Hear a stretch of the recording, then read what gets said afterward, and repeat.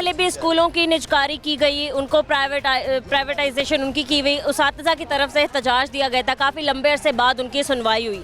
अभी भी वो क्या मामलात चल रहे हैं, लेकिन अब डॉक्टर्स के साथ ये किया जा रहा है, पैरामेडिकल स्टाफ के साथ ये किया जा रहा है, मतलब मेडिकल के जो शोबे से वाबस्ता लोग हैं उन लोगों के साथ। तंजीमें हमारी 24 पूरे पंजाब की हेल्थ से रिलेटेड 24 इसमें एसोसिएशंस हैं, जिसमें LHVs हैं, जिसमें आपका नेशनल प्रोग्राम है, पैरामेडिक्स हैं, डॉक्टर्स हैं, नर्सिस हैं, पूरे पंजाब।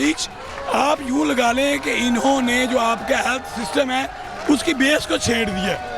आपकी जो एक बेस शुरू होती है, आपने एक मरीज चेक करवाना है, वो BHU RHC से स्टार्ट होता है। तो जो आपके हेल्थ सिस्टम की बेस है, इन्होंने उसके साथ छेड़खानी की है। आप मुझे बताएं कि अब आप एक बिल्डिंग की बेस को छेड़ते हैं, बेस हिला देते हैं, तो क्या वो ऊपर से बिल्डिंग सही रह पाती है?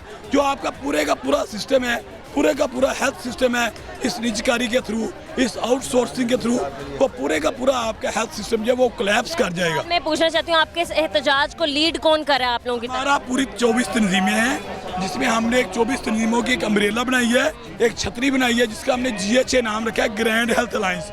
उसके हमने यंग डॉक्टर एसोसिएशन के नुमाइंदों के एक नुमाइंदा लिया है, उसको हमने अपर कैडर समझ के उसका चेयरमैन बनाया है। उसके नीचे हम यूनाइट हैं और अल्हम्दुलिल्लाह हमारे पुरअमन एहतजाज को आज 9वां दिन है और 9 दिन से हमारे लोगों की तादाद दिन ब दिन बढ़ती जा रही है, कम नहीं हो रही। आप ये देखें, आज इसी ईवान का इजलास है, आज इसी ईवान में MPO MNA ने आना है, इसी ईवान में हमारे जो फ्यूचर है उनके फैसले होने हैं। तो ये 9 दिन से जो माएँ बहनें भाई बच्चे सड़कों पे बैठे हुए हैं गर्मी के मौसम में, तो इनके फ्यूचर का फैसला कौन करेगा?